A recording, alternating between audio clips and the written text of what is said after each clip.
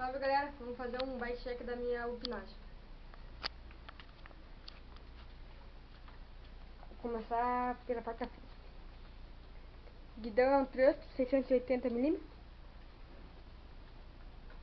Mesinha da Zoom, ela já foi pintada. Manete da frente é Logan.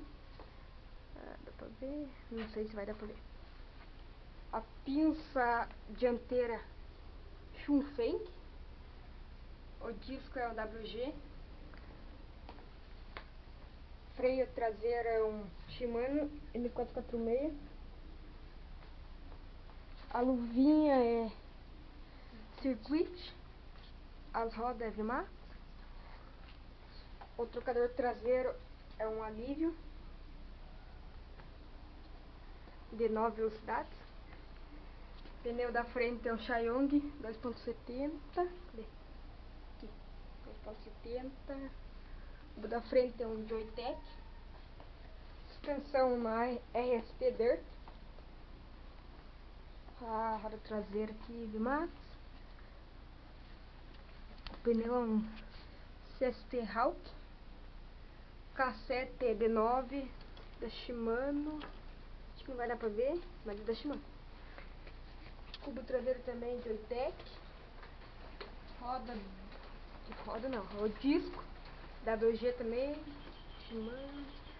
O quadro é um upinagem. O pedal, nem sei que marca é, plataforma alumínio.